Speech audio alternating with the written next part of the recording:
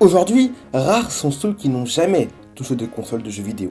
Ce média ayant marqué les 40 dernières années possède nombre de consoles, qu'elles soient portables ou de salon, toutes ayant leur histoire propre. S'il y a 50 ans, le summum du fun de jouer avec deux barres qui faisaient rebondir une balle, et qu'aujourd'hui on a des jeux toujours plus réalistes et immersifs, sur des consoles toujours plus puissantes, c'est qu'il y a forcément eu un entre-deux.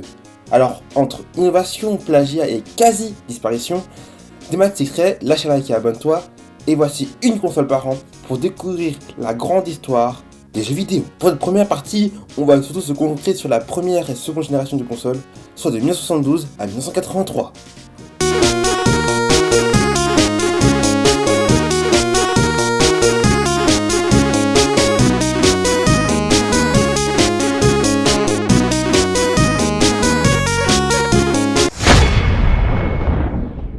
On pourrait commencer par évoquer la préhistoire de ce média. Le tout premier jeu vidéo qu'on pourrait considérer comme tel est le Cataway Ray-Tube Amusement Device, inventé par Thomas T. Goldsmith et SRA en 1947. Ce jeu vidéo, se rapprochant plus d'un simple jeu électronique, était composé d'un tube cathodique qui est un canon à électrons qui était utilisé dans les télévisions cathodiques et d'un oscilloscope. Dans ce jeu électronique, le joueur influe sur la trajectoire d'un tir sur cible.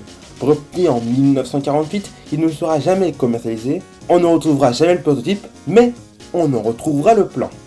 On pourrait aussi évoquer Turochamp, développé par Alan Turing, le premier jeu pour ordinateur, mais développé sans, qui est une simulation de jeu d'échecs.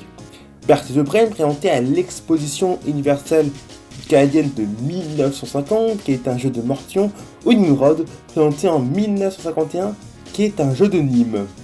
Il y aurait quelques autres jeux électroniques à évoquer, mais faisons un bond dans le temps pour passer à Tennis for Two, développé par William Higginbotham, je crois qu'on prononce ça comme ça, en 1958.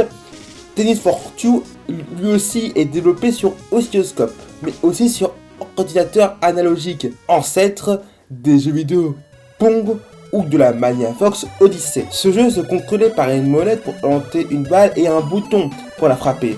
Il est considéré par certains comme le premier jeu vidéo. En 1961 sort Space War, développé au MIT par Steve Russell et d'autres étudiants sur PDP-1. En plus d'être l'un des premiers shoot'em up, il est le premier jeu à être installé sur plusieurs ordinateurs. Il est aussi l'un des plus importants de la préhistoire des jeux vidéo.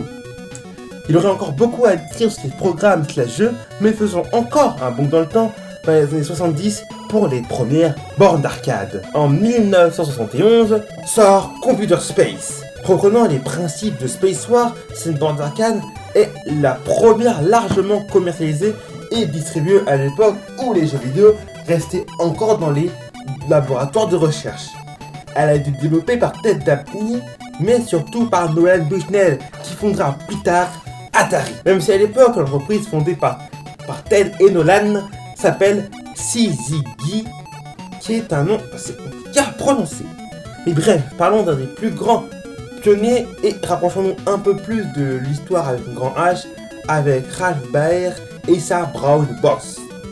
Ingénieur chez Thunder Associates, il concevra plusieurs prototypes de celle-ci, avec toujours la même idée en tête, créer une machine capable de retranscrire des jeux sur écran.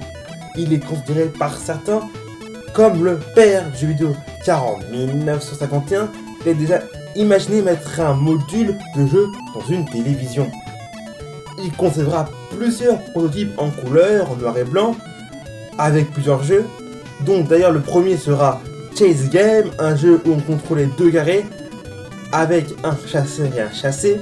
Ralph Baer vendra sa Brown Box en 1970, qui deviendra la Magnavox presents Odyssey, the electronic game of the future. Odyssey easily attaches to any brand TV, black and white or color, to create a closed-circuit electronic playground. Odyssey gives you all the exciting action of hockey and 11 other challenging play and learning games for the entire family. Odyssey, a new dimension for your television, now at your Magnavox dealer. He's listed in the yellow pages. En septembre 1972 et en 1973 sort la Magnavox Odyssey, la toute première console de salon de l'histoire. L'Odyssey n'a pas de processeur en soi et n'est capable que d'afficher 3 carrés. Elle est vendue avec plusieurs jeux, mais comme jeu principal, et celui qu'on retiendra le plus, tennis. Mais on en reparlera plus tard. Comme dit plus tôt, ne pouvons qu'afficher que 3 carrés, pour représenter les graphismes, on devait placer des overlays sur sa télévision. Le problème c'est que ne pouvant pas gérer les collisions sur certains jeux, c'était aux joueurs de faire respecter les règles. Pire, parfois on devait utiliser des vraies cartes et accessoires pour jouer au jeu. Avec les problèmes de collision et le fait qu'elles ne prennent rien en mémoire, même pas pour afficher les scores sur tennis, la console est vraiment claquée au sol d'un point de vue moderne. Et en plus elle marchait à pile. À l'intérieur de la machine, pas de microprocesseur ou de circuit intégré, seulement une configuration très simple avec des diodes et des transistors sur des semi-conducteurs. À propos des manettes, la manette se composait de molettes comme sur Tennis for Two, 3 pour être exact. Une molette pour l'axe horizontal, une pour l'axe vertical et une autre pour donner un effet à la balle sur tennis. On changeait de jeu avec des cartes de jeu, non pas des cartouches mais des cartes qui étaient vendues avec la console. En effet, à l'époque, les jeux étaient dans la console et les cartes servaient juste à faire comprendre à la machine à quoi on voulait jouer. À son lancement aux États-Unis, l'Odyssey sort avec 6 cartes pour 12 jeux. Il y aura eu au total 12 jeux sur Odyssey. Si on compte ceux parus dans différents pays, on a donc différents types de jeux. Tennis donc, un jacadi, des simulations de sport et des jeux se rapprochant plus de jeux de société. Même si, comme on peut le voir, ce sont surtout les overlays qui permettent de comprendre vers quel jeu on joue. Sa commercialisation fut assez compliquée aux États-Unis. Elle n'est vendue que dans les magasins et franchises Magnavox. Elle coûtait 100 $ de l'époque, soit 587 $ d'aujourd'hui. Et vendue 50 $ si achat avec une télé Magnavox. Magnavox étant une entreprise vendant de base des téléviseurs. D'autant plus que Magnavox disait que la console ne marchait qu'avec des téléviseurs de la même marque, ce qui n'était pas vrai, et qui fut un move très foireux. Après être sortie en Europe, elle se vendra au total à 350 000 exemplaires. Et le pistolet optique, un accessoire qu'on pouvait acheter pour l'Odyssey, se vendra quant à lui à 50 000 exemplaires. Mais revenons à tennis. Lors de sa présentation par Magnavox, un certain Nolan Bushnell sera présent et sort avec sa nouvelle société Atari, Pong, le 29 novembre 1972. Et ce sera un énorme succès, ouvrira la porte à énormément de clones.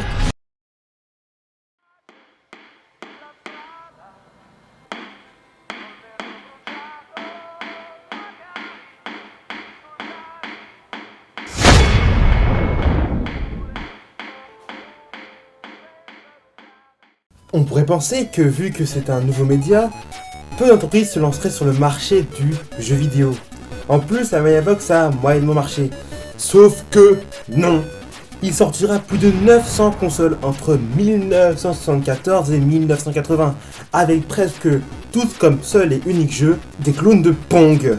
Et voici l'une d'entre elles, la Pingotronic, aussi appelée Playotronic, une console italienne produite par Zanussi, contenant 3 jeux, du squash, un jeu avec une balle qui rebondit sur un mur, et Pong, même si ils obtiendront la licence du jeu qu'en 1975.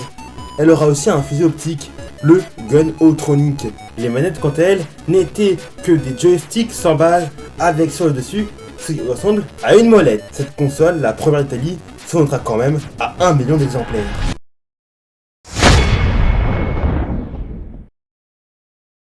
On continue sur les clones de Pong avec la PC-50X de General Instrument. Alors ce n'est pas vraiment une console, mais plus une série de consoles contenant tous une même puce AY38. Il y a beaucoup de fabricants de consoles de PC-50X. Il y en aura 200. Construite en Chine et importée en Europe, où d'ailleurs elle fut très répandue, ces consoles contenaient 6 jeux sélectionnables avec des boutons et avec des manettes accrochées directement à la console pour cette version.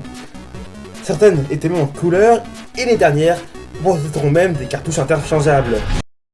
Anecdote: la puce AY38 a une variante, la puce AY3 8500, qui sera la puce Pong on a Chip qui permettra la prolifération de clones de Pong popularisés par Atari. les consoles Pong sont d'ailleurs la caractéristique des consoles de première génération, qui furent donc toutes les consoles ne contenant pas de cartouches interchangeables et ayant comme jeu principal Pong. Petite précision du montage pour définir les premières et secondes générations de consoles. La première génération de consoles, c'est toutes celles sorties entre 1972 et 1980, ayant des jeux intégrés assez simples, souvent des variantes de Pong, voire ou des variantes d'un seul et même jeu. Quant aux secondes générations de consoles, elles sont caractérisées par le fait qu'il y ait des jeux interchangeables sortis entre 1972 et 1983. One with all the fun. The Fairchild Video Entertainment System at your larger JCPenney. The home entertainment system that never gets old. Plug it in and change the fun. Play tic-tac-toe, shooting gallery, or just doodle. Switch video carts and play Desert Fox. Switch again, it's blackjack. Or play the two built-in games, Pro Hockey or Tennis Champ. Channel F for fun. The Fairchild Video Entertainment System. Just $169.95. Video cart cartridges, $19.95 each. At your larger JCPenney. En novembre 1976, Fairchild Semiconductor sort la Fairchild Channel F. Alors qu'on est encore à l'époque des clones Pong, Fairchild, entreprise d'électronique, décide de se lancer dans le jeu vidéo. Secteur alors très lucratif, mais ils se lanceront avec de grandes ambitions techniques. La console sera dotée du microprocesseur Fairchild F8, une puce assez puissante pour l'époque, développée par le fondateur d'Intel, mais surtout elle intégrera des cartouches interchangeables en plus d'être en couleur. Elle sortit à l'origine sous le nom de VES pour Video Entertainment System, mais changea de nom pour ne pas être conduit avec la VCS d'Atari. La Fairchild Channel F est la première console possédant des cartouches programmables interchangeables, s'inspirant d'une technologie brevetée d'Alpex Computer Corporation en 1974, puis développée par Jerry Lawson, directeur ingénierie et marketing sur la Channel F. Jerry Lawson est considéré comme le père de la cartouche sur console. La console en elle-même peut afficher 8 couleurs et possède seulement 64 octets de mémoire, ce qui n'est pas grand chose, et sa manette est un joystick sans base. À propos des jeux, ils étaient vendus $20 et étaient tous numérotés. Il y avait une trentaine de jeux développés dessus. C'était des simulations de sport. D'ailleurs, la console était vendue avec en mémoire un jeu de hockey et de tennis. On peut y avoir aussi des shoot'em up, des jeux éducatifs et des compilations.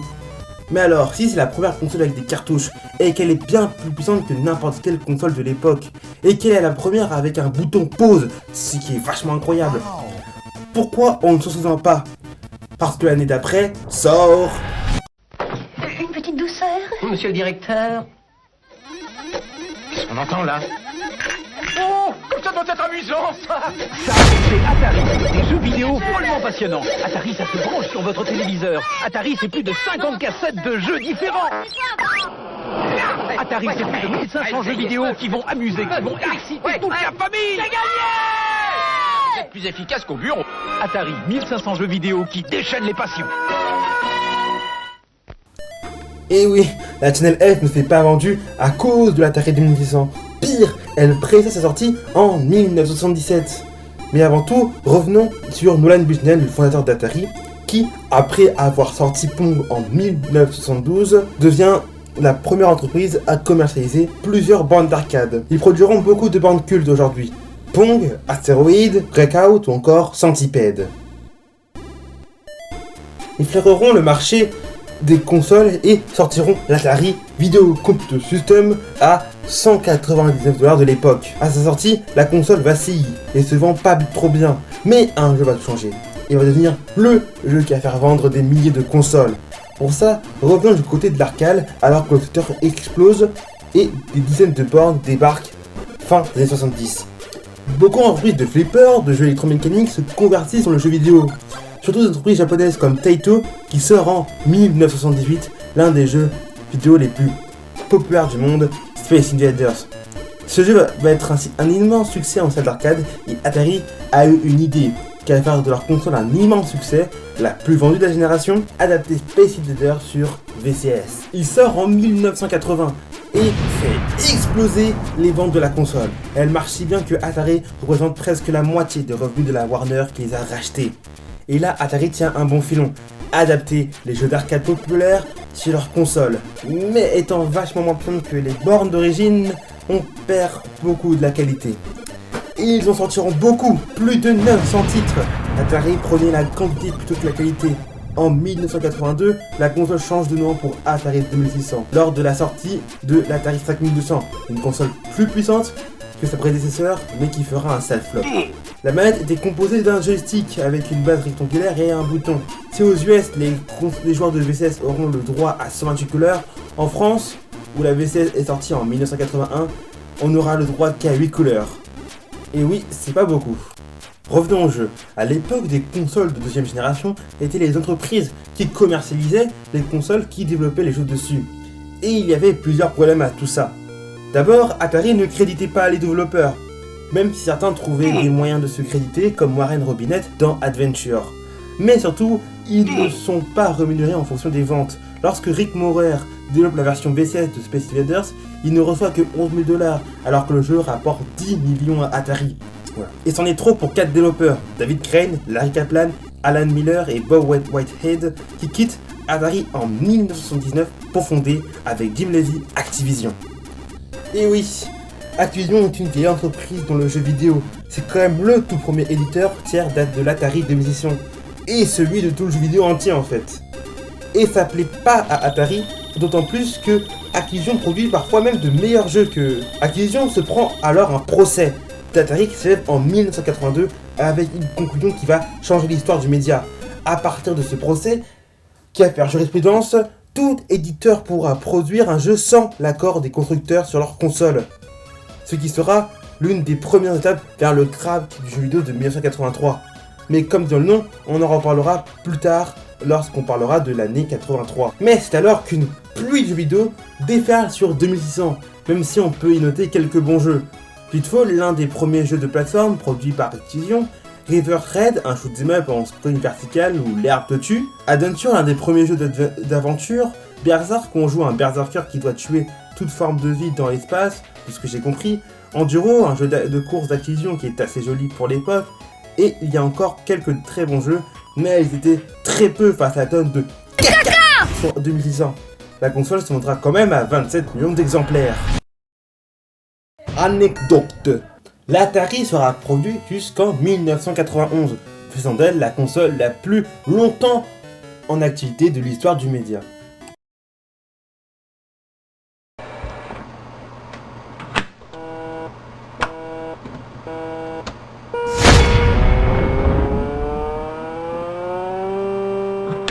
Revenons aux premières générations. En effet, les générations peuvent se chevaucher. C'est pour ça que des consoles Pong continueront à sortir malgré la sortie de consoles de seconde génération. Et on va parler de la Color TV Game 12 Racing de Nintendo. En effet, Nintendo a sorti d'autres consoles avant la NES et a été fondée bien avant la Color TV Game, car Nintendo a été fondée en 1889 et a débuté en créant des cartes Hanafuda. L'histoire de Nintendo est longue, donc je ne vais pas vous la faire, mais en gros, elle passe de cartes à jouets et à jeux vidéo, en créant des bornes électromécaniques ou photoélectriques. Lorsque le marché des consoles explose, Nintendo sent le bon coup et sort la Color TV Game 6 en 1977.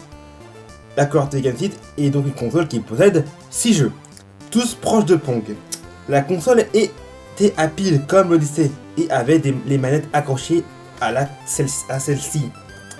Étant bien vendu, il y eut plusieurs suites à cette console, comme la Color TV Game 15 et la fameuse Color TV Game 112 Racing. La Color TV Game 112 Racing, que j'ai abrégé en TV Game Racing, n'était pas vraiment une console POG, vu qu'elle était plus axée sur les jeux de course.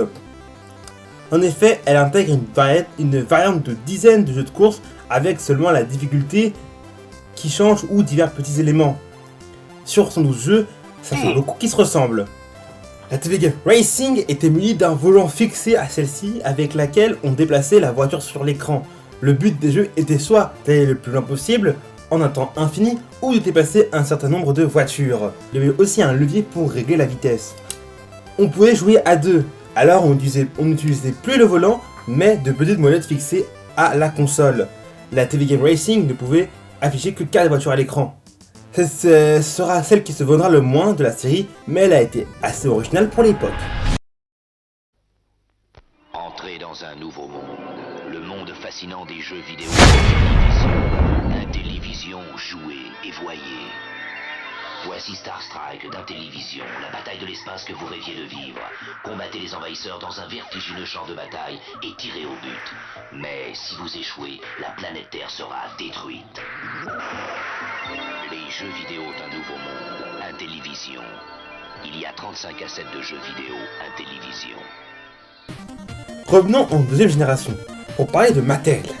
Je l'ai déjà dit, mais dans les années 70, le marché du jeu vidéo explose. Et ça donne envie à beaucoup d'entreprises de se lancer, comme Mattel, qui crée leur filiale Mattel Electronics. Ils sortent tout d'abord quelques jeux électroniques, avant de mettre en projet une console 16 bits, ce qui était peu commun pour l'époque, avant de se retracter à cause du début mitigé de la VCS. Mais ils décidèrent de relancer le projet suite à l'explosion des ventes de la VCS. Ce projet sera l'Intellivision, une console 16 bits bien plus puissante que la VCS. Elle sort en 1979 au prix de $250, ce qui était plus cher que l'Atari 2600. Elle possède donc de meilleurs graphismes que la VCS, mais une manette éclatée au sol. En gros, je pense qu'ils voulaient faire comme une télécommande, mais c'est pas du tout ergonomique. On a un gros pavé permettant le choix de la difficulté, où on peut aussi glisser des overlays, un disque pressable pour bouger son personnage et 3 boutons sur les tranches. Pour reparler des jeux étant plus beaux que sur VCS, Intellivision voulait le faire savoir, comme dans cette pub québécoise. J'aime tous les sports. Alors quand les jeux électroniques Mattel m'ont demandé de comparer leurs jeux Intellivision avec ceux d'Atari, je n'ai pas pu refuser. J'ai comparé le baseball d'Atari avec celui d'Intellivision. J'ai trouvé l'Intellivision beaucoup plus proche de la réalité. Ensuite, j'ai comparé le football d'Atari avec celui d'Intellivision. Là encore, l'Intellivision ressemble plus au vrai jeu de football. À mon avis, si vous essayez les deux, votre choix se portera de lui-même sur Intellivision. La console voulut donc concurrencer la VCS sur sa supériorité technologique, mais tout ça tomba à l'eau avec la sortie de la ColecoVision, une console qui était bien plus puissante. La console en elle-même est une console 16 bits, avec 371 octets de mémoire vive, 16 couleurs, et peut afficher 8 sprites en simultané, ce qui est donc supérieur à la VCS d'Atari, qui elle ne peut qu'afficher que 5 sprites en même temps, et ne possède que 68 octets de mémoire vive. Ouais, c'est nul. C'est pas bien. J'ai bien aimé le... Bah rien en fait, tu manques de talent. Personne n'aime ici, ok. T'as pas de charisme en plus physiquement parlant. Tu pars de chez moi s'il te plaît. Même si elle là-bas sur la couleur, car elle peut en afficher 128. Les jeux étaient faits par une équipe au sein de Mattel, nommée les Blue Sky Rangers. On peut nommer quelques bons jeux. Un jeu de blackjack vendu avec la console, Astro Smash, un shoot'em up où on élimine des météorites qui se divisent, ce qui ressemble au concept d'astéroïdes, des simulations de sport plus réalistes que sur VCS, mais ça reste de la seconde génération, Utopia, un jeu de stratégie au tour par tour, où on doit générer notre île pour la mener à la victoire, ancêtre des jeux comme Age of Empires, et quelques belles adaptations d'arcade plus belles que sur VCS. Mais malgré ces jeux, la console se vendra moins bien que la VCS, et restera de l'ombre de celle-ci. Mais elle se vend et rapporte quelques bénéfices jusqu'en 1982 avec la sortie de la ColecoVision, qui, comme je l'ai dit plus tôt, était bien plus puissante. Ils répliqueront avec une Intellivision 2 et 3, mais elles resteront moins puissantes que la ColecoVision. Mais surtout, en 1983, c'est le crack du jeu vidéo qui mit un terme à l'aventure de Mattel. Donc le crack affecte énormément Mattel et lui fait perdre énormément d'argent, ce qui entraînera donc la fermeture de sa filiale jeux vidéo Mattel Electronics. Anecdote. Mattel proposait un abonnement à un service de jeu à télécharger à la demande. Ça s'appelait le Mattel Play Cable et c'était un service permettant de télécharger un jeu parmi 20 chaque mois grâce à un périphérique relié à un câble transmettant des signaux. L'abonnement coûtait $12 par mois, soit 2 fois moins qu'un jeu Intellivision. Il eut un peu de succès à ses débuts, mais son faible stockage et le crack de 83 y mettra fin. MB présente Microvision. Il n'y a rien de neuf au bureau? Un spécial. Quand toutes les soirées finissent par se ressembler, pensez à Microvision. Microvision est un jeu électronique à cassette interchangeable. Avec casse-briques, par exemple, il s'agit de casser le plus de briques du mur. Et quand vous avez réussi, vous augmentez la vitesse. Pour changer de jeu, il suffit de changer de cassette. Et vous commencez une partie de bowling. Microvision. 5 jeux électroniques dans le creux de la main. Dans les années 70, la vente de jouets électroniques explose, principalement ceux vendus par Mattel Electronics. Et ça donne des envies à une autre société de jouets et de jeux de société, Milton Bradley, qui sort la Microvision en octobre 1979 aux USA et en 1980 en Europe. Et cette Microvision, c'est la première console portable à cartouche interchangeable, mais c'est assez spécial. Pour changer de cartouche, on change d'écran, car chaque cartouche, en plus d'avoir un écran 16 pixels, ils ont leur propre microprocesseur de 4 ou 8 bits et leurs propres touches. Il y a au total 12 jeux entre 1979 et 1982. La console a été vendue avec un casse-brique. On pouvait retrouver par exemple Bowling, un jeu de bowling, Phaser Strike, un shoot 'em up, un jeu de bataille navale et quelques autres jeux assez simplistes. C'était pas vraiment un problème pour l'époque, mais parfois c'est juste incompréhensible dû aux limitations techniques comme Alien Raider ou Cosmic Hunter qui sont des shoot 'em up je crois. En fait, non. La console s'est vendue à 8 millions d'exemplaires, mais elle a eu beaucoup de problèmes techniques, des boutons qui se dégradent, des chocs électriques qui pètent la console, le liquide de l'écran qui dégrade la console, et le fait qu'on n'y voit rien. Elle dit qu'il est compliqué de développer dessus car il faut mettre un microprocesseur dans chaque cartouche, et en 1982 c'est la fin de la production de la console qui finira par tomber dans l'oubli.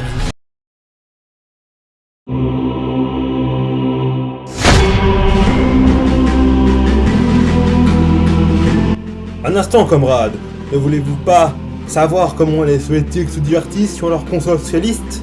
Laissez donc tomber les consoles capitalo-occidentales et accueillez la Palestra 02 à 200 roubles soviétiques, la première console soviétique qui est une console Pong.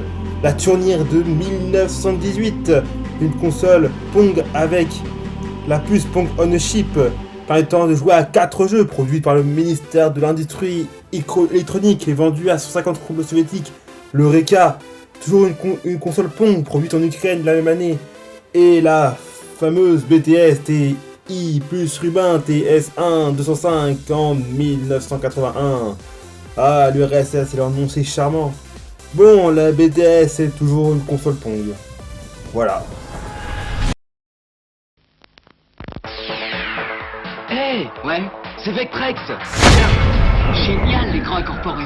T'as vu les commandes? Vraiment précis. Waouh, ça va vite. Et la qualité de l'image. Extra. Ce jeu-là, je connais. Super le foot. En plus, c'est portable. C'est ça Vectrex. C'est le nouveau système vidéo qui se passe du téléviseur. On revient en seconde génération après cet intervalle chez les Cocos pour reparler de Milton Bradley. Après la Microvision, MB veut une partie du marché des consoles de salon. Problème, comme commenté plutôt, le marché possède des 3 consoles principales, donc l'Intellivision, la ColecoVision et l'Atari VCS, et des dizaines d'autres qui tournent autour. Il faut donc un concept original. Et Jay Smith, celui qui a aussi développé la Microvision, trouve un nouveau moyen d'affichage. Un affichage par vecteur, donc composé de points et de lignes. Cet affichage permet de meilleures rotations ainsi que des effets de zoom. Contrairement à l'affichage par pixel qui, lorsqu'il y a des rotations, commence à faire n'importe quoi. C'est de la merde. Cette console par vecteur sera la Vectrex, sortie en 1982. Une console 8 bits avec son propre écran pour se rapprocher le plus de l'arcade. Et avec cet écran, MB voit sa console comme portable. Ce qui n'est pas vrai, ou alors, franchement, c'est mal le truc quoi. Énorme. Les vecteurs permettent des rotations et des déplacements très fluides, mais c'est très polygonal et en noir et blanc. Mais ça va, il donnait des overlays avec. La manette, quant à elle, possédait un stick analogique, ce qui était rare pour l'époque, et 4 boutons. Mais alors, que donnent les gens en vecteur? On peut commencer par parler du jeu vendu avec la console Mindstorm, inspiré du jeu d'arcade Asteroid, qui était d'ailleurs aussi en vecteur.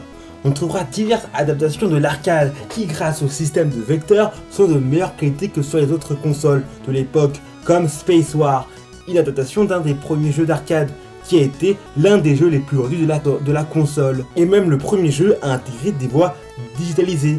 C'était Spike, en 1983, un jeu de plateforme à la Donkey Kong.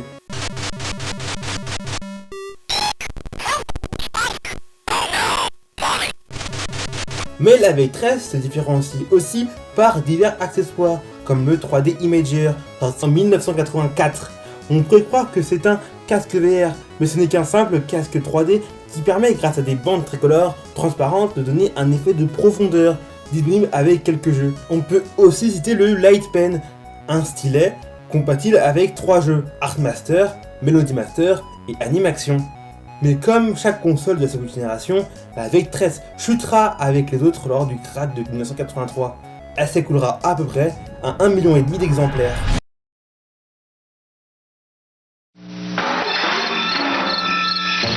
Hello? Somebody out there?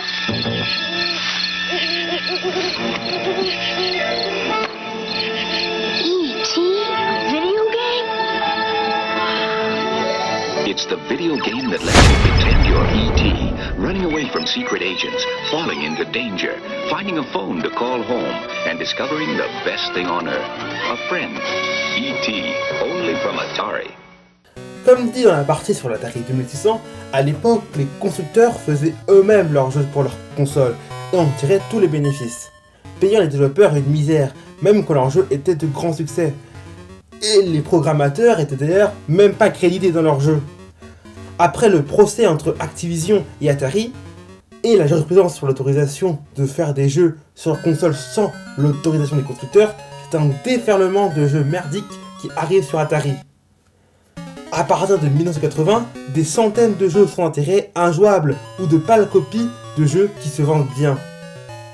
À quoi il faut ajouter une centaine de consoles sorties durant la seconde génération, ce qui crée une surcharge sur le marché en produits. Mattel dira même que, en l'espace d'une année, 2 ans de production furent mis sur le marché. Bref, tout le monde veut sa part du gâteau, qui est la nouvelle et florissante industrie du jeu vidéo. Quoi qu'il en coûte, et ça ira jusqu'à faire perdre la confiance des acheteurs qui avaient l'impression, vraie quand même, qu'on se foutait de leur gueule. Pour réagir à cette méfiance qui commence à se développer, Atari va sortir 2 jeux en 1982, aujourd'hui tristement connus, Pac-Man et E.T. l'extraterrestre. Tout d'abord un portage donc de Pac-Man, l'immense succès de Namco de 1980. Atari pense pouvoir recréer l'immense succès du portage de Space Invaders, alors ils produisent 12 millions d'exemplaires du jeu, alors que la console n'est vendue qu'à 7 millions d'exemplaires. Ça fait beaucoup là, le jeu non ? est développé en 4 mois par Todd Frayer, ou Frier, je sais pas comment ça se prononce. Et dès le début du développement, des problèmes apparaissent. L'Atari 2600 n'est pas assez puissante pour faire un correct portage du jeu. L'Atari 2600 a 4 fois moins de mémoire morte et seulement 128 bits de mémoire vive, comparé aux 2 kilobits de la borne d'arcade originale. En plus d'un processeur 3 fois moins rapide. Avec tout ça, on comprend le désastre que le jeu va être. À cause des limitations techniques de la console, Todd Frier va être obligé de faire d'énormes simplifications. Les murs deviennent carrés et les couleurs sont simplifiées, ou plus dégueulassées. Les packs gommes deviennent marrons pour économiser de l'espace de la console. Mais le pire étant les fantômes qui se retrouvent à clignoter comme pas possible. La 2600 ne pouvons pas faire apparaître plus d'un sprite à la fois. Elle fait clignoter tous les éléments en mouvement à intervalles réguliers. Et Atari osera commercialiser le jeu comme seulement légèrement différent de l'original. D'ailleurs, le jeu initialement prévu pour les fêtes de 1980 sort finalement en mars 82 et commence en se vendant très bien. 16 millions d'unités sont vendues et il devient le jeu le plus vendu de la console. Mais la supercherie ne dure pas longtemps. Et alors que la presse JV défonce le jeu, à ce titre, à l'été 82, les ventes ralentissent et les retours pleuvent. Il reste 5 millions de copies invendues. Les acheteurs demandent un remboursement et ont retourné leur jeu. Le portage de Pac-Man sur Atari 2600 passe en quelques mois du plus grand succès au plus grand échec de la console. La même année que cet échec cuisant, sort au cinéma un film de Spielberg, E.T. l'extraterrestre. Alors je ne vais pas m'étendre sur le sujet du jeu E.T. sur 2600, car c'est un long sujet qui a été beaucoup traité à cause de sa nullité. Mais en gros, Atari acquiert les droits d'adaptation de E.T. en 1982 pour 25 millions de dollars. Au début, réticents, disant ne pouvons pas faire un jeu d'action sur un tel film. Mais l'échec du portage de Pac-Man leur fait changer d'avis devant l'urgence de la situation. Le jeu doit sortir pour les fêtes 82 et il faut 6 mois entre la livraison des composants, des cartouches et la programmation, ce qui laisse 6 semaines à Atari pour fabriquer de A à Z le jeu. Pac-Man avait été, lui, quant à lui, fait en 4 mois. Et le résultat, je passe les galères au niveau de la programmation, du concept, etc. Mais le jeu final est catastrophique, incompréhensible et laid. Mais c'est de la Le jeu réussit à sortir pour les fêtes 1982.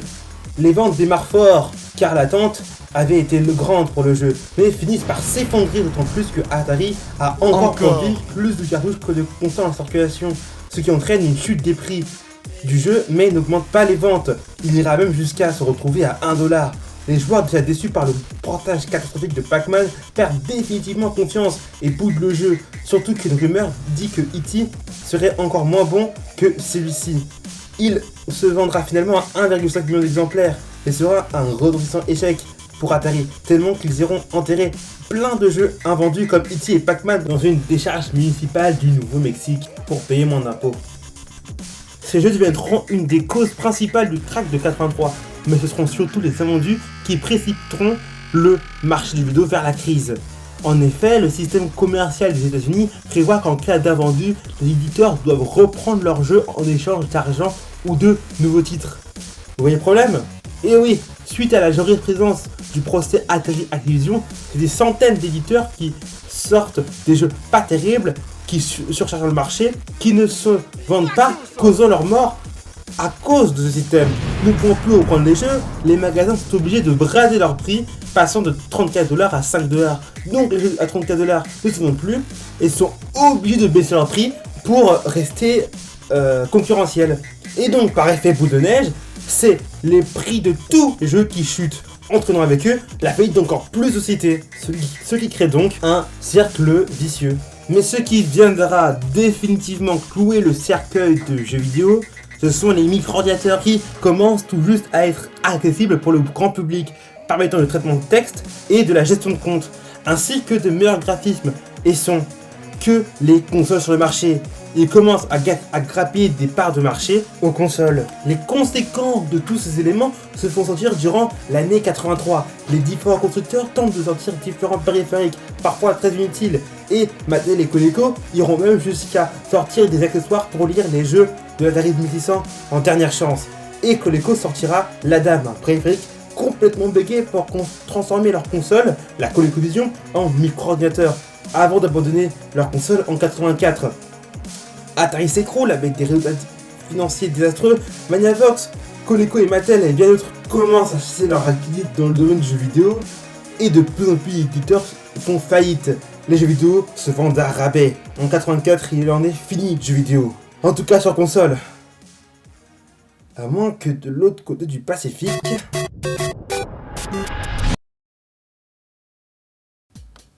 Et voilà, cette vidéo est terminée avec des centaines de consoles sorties durant la seconde génération et une console à traiter par an. J'ai dû faire des choix. Alors pour aborder l'histoire de jeux vidéo qui avait déjà été traité par beaucoup de personnes, j'ai essayé de prendre un angle différent, c'est-à-dire donc comme j'ai dit faire une console par an. Donc j'ai pu par exemple parler de la ColecoVision qui est quand même assez importante ou de la Vidéopack de Philips. Mais j'espère vous avoir pu faire comprendre un peu plus l'histoire de jeux vidéo. Et vous faire découvrir surtout de nouvelles consoles. Donc on a vu les consoles de 1972 à 1983, donc 10 ans à peu près. Comme vous l'avez compris, il y aura donc plusieurs parties, c'est donc une partie 2 et 3, on part donc de 83 à 93, de 93 peut-être à aujourd'hui, ou alors je verrai. Mais bon, si vous voulez la suite, n'hésitez pas à lâcher un like, à vous abonner, c'est ma première vidéo aussi longue, aussi grande, aussi dense. Donc si vous voulez tout dire, abonnez-vous, lâchez un like, partagez la vidéo. C'est Chris95.